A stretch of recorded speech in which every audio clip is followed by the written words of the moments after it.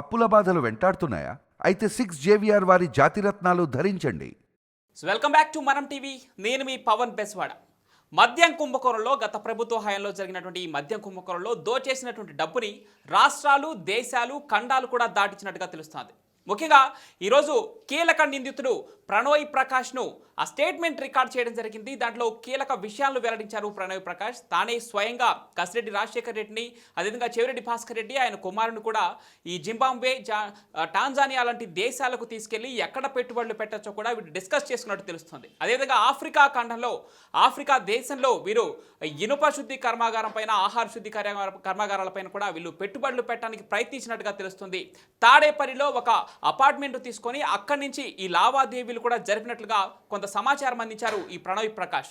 మొత్తంగా ఈరోజు సిట్వి ఛానల్లో ప్రణయ్ ప్రకాష్ ఎలాంటి విషయాలు వెల్లడించారు, ఆ స్టేట్మెంట్లో ఏం రికార్డ్ చేశారో పూర్తిగా డిస్కస్ చేద్దాం. మనతో పాటు సీనియర్ జర్నలిస్ట్ వలీ గారు అందుబాటులో ఉన్నారు. అన్న నమస్తే. వలన్న నమస్తే పవన్.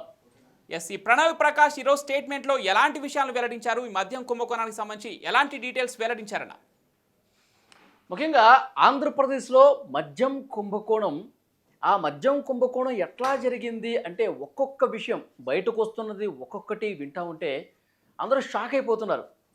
అంటే మద్యం కుంభకోణం అసలు ఈ స్థాయిలో జరిగిందా, అందరూ కూడా ముక్కన వేలేసుకుంటున్నారు. అంత దారుణమైనటువంటి పరిస్థితులు ఉన్నాయి. ఎందుకంటే మద్యం కుంభకోణం అసలు ఎలా జరిగింది మొదటి నుంచి గత 6 నెలలుగా వింటా ఉన్నాం. పుంఖానుగా కథనాలు వస్తున్నాయి. మద్యం కంపెనీల నుంచి, మద్యం తయారీ సరఫరా కంపెనీల నుంచి లంచాల రూపంలో ముడుపులు తీసుకొని ఎక్కడెక్కడ పెట్టుబడులు పెట్టారు, ఎవరి ఆదేశాల ప్రకారం జరిగింది, ఇప్పటివరకు అరెస్ట్ అయిన వాళ్ళు ఏం స్టేట్మెంట్లు ఇచ్చారు, ఇవన్నీ వింటా ఉంటే వేల కోట్ల రూపాయల కుంభకోణం జరిగిందని చెప్పి చాలా స్పష్టంగా అర్థమవుతుంది. దాని ప్రకారమే అరెస్టులన్నీ జరుగుతూ వస్తున్నాయి. ఇప్పుడు ఈ మద్యం కుంభకోణానికి సంబంధించి ఎవరైతే అరెస్ట్ అయిన వాళ్ళు ఉన్నారో వాళ్ళకు ఒక మీడియేటర్ ఉన్నాడు, ప్రణయ్ ప్రకాష్. ఇంతకుముందు చెప్పినటువంటి పేరు. ఆ ప్రణయ్ ప్రకాష్ ఇచ్చినటువంటి స్టేట్మెంట్ విన్న తర్వాత సిట్ అధికారులే ఆశ్చర్యపోయారు, అవాక్కైపోయారు. అంటే ఏ విధంగా జరిగిందో చాలా క్లియర్గా ప్రణయ్ ప్రకాష్ స్టేట్మెంట్లో చెప్పేశాడు. అంటే మద్యం కుంభకోణానికి సంబంధించి ఏమేం చేశారు, ఎక్కడెక్కడ దాచారు, దాన్ని ఎటువైపు తరలించారు, ఎక్కడ పెట్టుబడులు పెట్టారు, ఇవన్నీ కూడా చాలా స్పష్టంగా ప్రణయ్ ప్రకాష్ అధికారుల దగ్గర చెప్పేశాడు. స్టేట్మెంట్ రికార్డ్ చేసేశారు. క్లియర్గా ఒక్కసారి మీకు ఎక్స్ప్లెయిన్ చేసే ప్రయత్నం చేస్తా. సిట్ అధికారుల ముందు ప్రణయ్ ప్రకాష్ ఏం చెప్పాడన్నది. యాక్చువల్గా ప్రణయ్ ప్రకాష్ని చెవిరెడ్డి భాస్కర్ రెడ్డి, చెవిరెడ్డి మోహిత్ రెడ్డి, తర్వాత చెవిరెడ్డి స్నేహితుడు ఎవరైతే ఉన్నారో వెంకటేష్ నాయుడు, సో వీళ్ళు, అలాగే రాజ్ రెడ్డి, వీళ్ళు ఒక మీడియేటర్గా పెట్టుకున్నారు ప్రణయ్ ప్రకాష్ని. ఎందుకంటే ఇప్పుడు మద్యం కంపెనీల నుంచి తీసుకున్నటువంటి డబ్బులన్నీ కూడా ఎక్కడ దాపెట్టాలి, ఈ డబ్బులన్నీ దాపెట్టిన తర్వాత దానికి కాపలాగా ఎవరుంచాలి, తర్వాత జగన్మోహన్ రెడ్డి గారు ఏం చెప్పారు, ఈ దోచేసిన సొమ్మంతా, ఈ మద్యం కుంభకోణంలో వచ్చిన సొమ్మంతా మనకి పార్టీ ఫండు, ఇప్పుడు వచ్చే ఎన్నికల్లో వీటినే మనం అభ్యర్థులకి ఇచ్చి మనం గెలిపించాలి, ఇది పార్టీకి ఒక ఫండ్ రూపంలో ఎక్కువగా వచ్చేటట్టు ఈ మద్యం స్కామ్ని రూపొందించు అని రాజ్ రెడ్డికి జగన్మోహన్ రెడ్డి గారు ఎందుకు చెప్పారు? దీనికోసమే. ఈ దోచేసిన సొమ్ముతో మనం చాలా రకాలుగా పెట్టుబడులు పెట్టాలి, అట్ ద సేమ్ టైం మన పార్టీ ఎన్నికల్లో ఈ డబ్బుని ఖర్చు పెట్టే గెలవాలి. సో ఈ ఆదేశాలకు అనుగుణంగా చెవిరెడ్డి భాస్కర్ రెడ్డి, రాజ్ రెడ్డి ఏం చేశారు, నేను చెప్పినట్టు ఈ మధ్యవర్తి ఎవరైతే ఉన్నారో, మీడియేటర్ ఎవరైతే ఉన్నారో అతన్ని పెట్టుకుని తాడేపల్లి ప్యాలెస్కు సమీపంలో ఒక పెద్ద అపార్ట్మెంట్ని అద్దెకు తీసుకొని, ఆ ఫ్లాట్ నెంబర్ కూడా 312, చాలా స్పష్టంగా సిట్ అధికారుల ముందు ఫ్లాట్ నెంబర్తో సహా ఒప్పేసుకున్నాడు చేసిన తప్పుని. ఈ మద్యం, ఈ సొమ్ము, ముడుపులు ఏవైతే ఉన్నాయో వాటిని డిస్టిలరీస్ కంపెనీస్ నేరుగా ఈ ఫ్లాట్ 312 ఫ్లాట్ నెంబర్ ఉంది కదా, ఈ అడ్రస్ ఇచ్చేసాడు చెవిరెడ్డి భాస్కర్ రెడ్డి. మీరు ప్రతి వారం కూడా ఈ డబ్బులన్నీ కూడా, కమిషన్లన్నీ కూడా మీరు తాడేపల్లి ప్యాలెస్ దగ్గర మేము ఒక అపార్ట్మెంట్ తీసుకున్నాము, 312 ఫ్లాట్ నెంబర్, ఆ అడ్రస్ ఇచ్చేసాడనమాట. ప్రతి వారం వీళ్ళు డబ్బులు అక్కడికే పంపించేవాళ్ళు. కొన్నిసార్లు ఫిజికల్గా పంపించేవాళ్ళు, డబ్బులు పెట్టెలుగా, తర్వాత వేరే వ్యక్తుల్ని తీసుకొచ్చి డైరెక్ట్గా ప్రణయ్ ప్రకాష్కి ఇచ్చేవాళ్ళు. ఆ డబ్బు కట్టలన్నీ కూడా, ఆ పెద్ద పెద్ద బాక్సుల్లో వచ్చిన డబ్బు కట్టలన్నీ కూడా ఆ రూమ్ నెంబర్ 312లో దాచేశాడు. దాచిన తర్వాత ఎలక్షన్ సమయంలో ఏం చేశారు, మళ్ళీ చెవిరెడ్డి కొంతమందిని పంపిస్తాడనమాట, ఇది ఈ నియోజకవర్గానికి పంపించే, ఓకే ఈ 10 కోట్లు పలానా నియోజకవర్గానికి పంపించే, ఇక్కడ 7 కోట్ల రూపాయలు ఈ నియోజకవర్గానికి పంపించే, పలానా వ్యక్తి తీసుకుంటాడు. ఇది అంటే మద్యం కుంభకోణంలో తీసుకున్నటువంటి ఈ లంచాలు ముడుపులన్నీ కూడా ఎన్నికల్లో మేము ఖర్చు పెట్టాము, ఈ ఏ నియోజకవర్గానికి ఎంత ఇచ్చాము, తర్వాత ఎవరికి ఇచ్చాము, ఏ టైంలో ఇచ్చాము, ఏ డేట్స్లో ఇచ్చాము కూడా చాలా స్పష్టంగా ప్రణయ్ ప్రకాష్ అనే వ్యక్తి సిట్ అధికారుల ముందు ఒప్పేసుకున్నాడు. ఇంకొక ముఖ్యమైన విషయం, ఈ డిస్టిలరీస్ కంపెనీ నుంచి తీసుకున్న ముడుపులు ఎలక్షన్స్లోనే కాకుండా బయట విదేశాల్లో పెట్టుబడులు పెట్టారు. ఈ విషయం కూడా చాలా స్పష్టంగా ప్రణయ్ ప్రకాష్ తన విచారణలో ఒప్పేసుకున్నాడు. ఎక్కడెక్కడ పెట్టారు? దుబాయ్కి కొంత పంపించారు, తర్వాత ఆఫ్రికా కంట్రీస్, ఇంతకుముందు మీరు చెప్పారు, టాంజానియాకి, జింబాబ్వేకి అక్కడ ఇనుప కర్మాగారాన్ని ఏర్పాటు చేయటం, ఇనుప ఖనిజం కర్మాగారం ఏర్పాటు చేసేందుకు అక్కడ ఇనుప ఖనిజ కర్మాగారం ఏర్పాటుకు ఉన్నటువంటి సాధ్యాలేంటి, అక్కడ ఎక్కడ పెట్టాలి, అక్కడ ఉన్న అధికారులని కలవటం కావచ్చు, ఈ ప్రణయ్ ప్రకాషే. ఎందుకంటే చాలా దేశాల్లో ప్రణయ్ ప్రకాష్ అనే వ్యక్తికి పరిచయాలు ఉన్నాయి, చాలా మంచి మీడియేటర్గా నేమ్ ఉంది. అంటే దుబాయ్కి 4,000 కోట్ల రూపాయలు ఆ సునీల్ రెడ్డి అనే వ్యక్తి ఆ దుబాయ్కి పంపించారని 4,000 కోట్లు అని చెప్పేసి గతంలో శ్రీకృష్ణదేవరాయలే పార్లమెంట్ సాక్షిగా ప్రకటించడం జరిగింది. సో ఆ డిస్కషన్ ఎందుకు రావట్లేదు ఇప్పుడు ప్రెసెంట్ గా మద్యం కుంభకోణం విషయంలో? దుబాయ్కి పంపించేశారు పవన్, దుబాయ్కి కొన్ని వేల కోట్ల రూపాయలు వెళ్ళిపోయినాయి. తర్వాత ఆఫ్రికా కంట్రీస్ లో పెట్టుబడులు పెడదామని చెప్పి ఒక ఆలోచన చేశారు.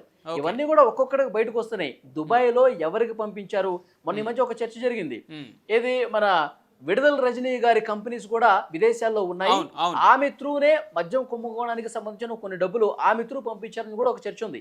ఇవన్నీ కూడా ఒక్కొక్కటి బయటకు వస్తాయి పవన్. ఇప్పుడు చెవిరెడ్డి భాస్కర్ రెడ్డి పేరు మొన్నటి వరకు లేదు, మొన్నటి వరకు రాజకేశరెడ్డి లేదంటే జగన్మోహన్ రెడ్డి గారికి అచ్చగంత సన్నిహితులు ఉన్నారు కదా, గోవిందప్ప బాలాజీ భారతీయ సిమెంట్స్ డైరెక్టరు, తర్వాత ఇంకొంతమంది జగన్మోహన్ రెడ్డి గారికి అత్యంత సన్నిహితంగా కృష్ణ మోహన్ రెడ్డి, ధనుంజయ రెడ్డి, కసిరెడ్డి, వీళ్ళ పేర్లు వచ్చినాయి. కానీ చెవిరెడ్డి భాస్కర్ రెడ్డి పేరు ఎక్కడా లేదు.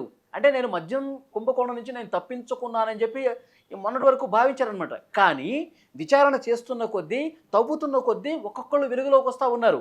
అసలు మొత్తం కథ నడిపించింది ఎవరనేది కూడా ప్రతి ఒక్కరిని ఎవరు వదిలిపెట్టరండి. చెవిరెడ్డి భాస్కర్ రెడ్డికి సంబంధించిన ఆధారాలు కూడా లభ్యమైపోయేసరికి మనం దొరికిపోతున్నాం అన్నటువంటి సమాచారం ఆయనకి తెలిసేసరికి ఆయన బెంగళూరు నుంచి కొలంబో పారిపోయే ప్రయత్నం చేశాడు. మొన్న బెంగళూరు ఎయిర్పోర్ట్ లోనే చెవిరెడ్డి భాస్కర్ రెడ్డిని వెంకటేష్ నాయుడిని అదుపులోకి తీసుకున్నారు, మీకు గుర్తుండే ఉంటుంది. సో కాబట్టి ఏ ఒక్కరూ వదిలిపెట్టరండి. సిట్ అధికారులు చాలా లోతుగా, నిష్పక్షపాతంగా ఆధారాలు అన్నీ కూడా సంపాదిస్తూ ఉన్నారు. దానికి అనుగుణంగానే అరెస్టులు జరుగుతున్నటువంటి పరిస్థితి. ఇప్పుడు ఆఫ్రికా కంట్రీస్లో ఇనుప ఖనిజ కర్మాగారాన్ని పెట్టాలనుకున్నారు వేల కోట్ల రూపాయలతో. ఈ మద్యం కుంభకోణంలో ద్వారా దోచేసినటువంటి డబ్బుతో అక్కడ పెట్టాలనుకున్నారు. అక్కడికి ఎవరెరిపోయారు? రాజకేశరెడ్డి వెళ్ళాడు ఆఫ్రికా కంట్రీకి, జింబాబ్వేకి, టాంజానియాకి, 2 దేశాలకు కూడా వెళ్ళారు. అక్కడ ఇది మన చెవిరెడ్డి భాస్కర్ రెడ్డి, చెవిరెడ్డి కొడుకు మోహిత్ రెడ్డి, అలాగే రాజకేశరెడ్డి, ఈ ప్రణయ్ ప్రకాష్ వెళ్ళి అక్కడ 6 రోజులు ఉన్నారు. 6 రోజుల నుండి అక్కడ స్థానికంగా ఉన్నటువంటి అధికారులతో, అక్కడ ఆ ప్రభుత్వ అధికారులతో మాట్లాడుకుని వచ్చారు. చెవిరెడ్డి భాస్కర్ రెడ్డితో ఇలాంటి అంటే జింబాబ్వే, టాంజానియా లాంటి దేశాలలో ఎలాంటి మంత్రాలు జరిపారు, ఈ మద్యం కుంభకోణం ఏదైతే ఆ సొమ్ముని ఎలా తరలించాలో ఎలాంటి మంత్రాలు జరిపారో ఈ ప్రణయ్ ప్రకాష్ అనే వ్యక్తి స్టేట్మెంట్ లో క్లియర్ గా రికార్డ్ చేశారు. అయితే ఈ చెవిరెడ్డి భాస్కర్ రెడ్డి అమాయకుడు అంటూ మాజీ ముఖ్యమంత్రి జగన్మోహన్ రెడ్డి కీలక కామెంట్స్ చేయడం జరిగింది. ఆయన ఏదైతే చెవిరెడ్డి భాస్కర్ రెడ్డి ద్వారానే 300 కోట్ల రూపాయల నగదు 33 మంది ఎమ్మెల్యేలకి, 4 ఎంపీలకి పంచినట్లుగా తెలుస్తోంది. వాళ్ళు ఎవరు కూడా ఎన్నికల్లో గెలవనట్లుగా కూడా తెలుస్తోంది. దీనికి సంబంధించిన డీటెయిల్స్ ఏంటన్నా? అదే చెవిరెడ్డి భాస్కర్ రెడ్డికి ఒక టాస్క్ అప్పగించారు. ఈ మద్యం కంపెనీల నుంచి ముడుపులు తీసుకోవాలి, ఎంత ముడుపులు తీసుకోవాలి, పార్టీకి ఎంత ఫండ్ రావాలి, ఈ టాస్క్ ఏమో రాజకేశ్ రెడ్డికి జగన్మోహన్ రెడ్డికి అప్పగించారు. ఈ చేతికి అందిన తర్వాత, ఈ లంచాలు ముడుపులన్నీ చేతికి అందిన తర్వాత దీన్ని ఎవరికి పంచిపెట్టాలి, ఏ ఎన్నికల్లో ఏ జిల్లాలో ఏ నియోజకవర్గంలో ఏ అభ్యర్థికి చేరవేయాలి, ఏ ఎమ్మెల్యే అభ్యర్థికి ఏ ఎంపీ అభ్యర్థికి చేరవేయాలి, ఈ టాస్క్ మొత్తం జగన్మోహన్ రెడ్డి గారు చెవిరెడ్డికి అప్పగించారు. అదే ఇప్పుడు కథ క్లైమాక్స్ కి చేరుకుంటున్న తరుణంలో చెవిరెడ్డి దొరికాడు. చెవిరెడ్డికి సంబంధించిన ఆధారాలు లభించాయి. ఇక ఇక్కడతో ఆగదండి, ఇక ముందుకు పోతానే ఉంటుంది. చెవిరెడ్డి తర్వాత మిథున్ రెడ్డి అరెస్ట్ అవుతాడా, మిథున్ రెడ్డి తర్వాత డైరెక్టర్ ఇక జగన్మోహన్ రెడ్డి అరెస్ట్ అవుతారా, ఇవన్నీ కూడా ఒక్కొక్క పేజీ తిప్పుకుంటూ వస్తున్నారు. సిట్ అధికారులు ప్రతి ఒక్క ఆధారాన్ని సంపాదిస్తూ వస్తున్నారు, ఆధారాన్ని ముందు పెట్టి క్వశ్చన్ చేస్తా ఉన్నారు. సో ఎన్నికల్లో ఖర్చు పెట్టాడని చెప్పి చాలా స్పష్టంగా ఆధారాలు లభించాయి. కాబట్టి ప్రణయ్ ప్రకాష్ ఉన్నది ఉన్నట్టుగా పూసకూర్చున్నట్టు చెప్పేశాడు. అందుకే చెవిరెడ్డి భాస్కర్ రెడ్డి అరెస్ట్ అయ్యాడు. ఇప్పుడు నెక్స్ట్ టాంజానియాలో వెళ్ళినటువంటి డీటెయిల్స్ కూడా సిట్ అధికారులు సంపాదించారండి. ఏ రోజు ఫ్లైట్లో ఆఫ్రికా కంట్రీస్కి వెళ్ళారు, ఎవరెవరు వెళ్ళారు, ఈ అన్ని డీటెయిల్స్ కూడా ఇప్పుడు సిట్ అధికారులు సంపాదిస్తా ఉన్నారు. రైట్. ఇప్పుడు ఇంతకుముందు మీరు అన్నారు పవన్, Yes, yes. లోక్సభలో పార్లమెంటరీ పార్టీ నేత తెలుగుదేశం పార్టీకి సంబంధించి శ్రీకృష్ణదేవరాయలు ఒక మాట చెప్పారు. ఢిల్లీ కుంభకోణం అనేది చాలా చిన్నదండి, నీటి బొట్టు మాత్రమే, కేవలం 100 కోట్ల రూపాయలు అక్కడ స్కామ్ జరిగిందని చెప్పి, 100 కోట్ల రూపాయలు ముడుపులు అని చెప్పి అక్కడ ముఖ్యమంత్రి కేజ్రీవాల్ అరెస్ట్ చేశారు, ఉప ముఖ్యమంత్రి మనీష్ సిసోడియాని అరెస్ట్ చేశారు. ఇక్కడ మన తెలుగు రాష్ట్రాల్లో కూడా సంచలనంగా మారింది, కేసీఆర్ కుమార్తె కల్వకుంట్ల కవిత కూడా అరెస్ట్ అయి తీహార్ జైల్లో గడిపినటువంటి పరిస్థితి. ఆ కేసులో, అంత చిన్న కేసులోనే ముఖ్యమంత్రి స్థాయి వ్యక్తి అరెస్ట్ అయ్యారు. ఇప్పుడు ఇది అంతకంటే పెద్దది, ఇది ఒక సముద్రం అన్నమాట. ఎందుకంటే తవ్వే కొద్దీ 1000 కోట్ల రూపాయల కుంభకోణం బయటకు వస్తా ఉంది. కాబట్టి ఇంత పెద్ద కుంభకోణం కాబట్టి చాలా సీరియస్ గా ఇన్వెస్టిగేట్ చేయాల్సిన అవసరం ఉందని చెప్పి లోక్సభ సాక్షిగా చాలా బలంగా చెప్పారు. ఆయన మాట్లాడిన తర్వాతే కదా హోంమంత్రి అమిత్ షా గారు లావు శ్రీకృష్ణదేవరాయలని పిలిచి మరి అక్కడ అడిగిన పరిస్థితి, డీటెయిల్స్ తీసుకున్న పరిస్థితి. సో ఈ అరెస్టులు అనేవి చెవిరెడ్డి భాస్కర్ రెడ్డితో ఆగవు, ప్రణయ్ ప్రకాష్తో ఆగవు. నెక్స్ట్ మిథున్ రెడ్డి పేరు వస్తుందా, అసలు సూత్రధారి బిగ్ బాస్ కింగ్ పిన్ ఎవరైతే ఉన్నారో వాళ్ళ అరెస్టు కూడా తప్పకుండా జరుగుతుంది. ఆధారాలు సేకరించే పనిలో చాలా సీరియస్గా అధికారులు నిమగ్నమై ఉన్నారు. Right. Thanks for the updates అన్న. మళ్ళీ ఈ మద్యం కుంభకోణానికి సంబంధించి మరిన్ని లైవ్ అప్డేట్స్ కోసం మిమ్మల్ని సంప్రదిస్తాం మళ్ళీ. థ్యాంక్ యూ సో మచ్ అన్న.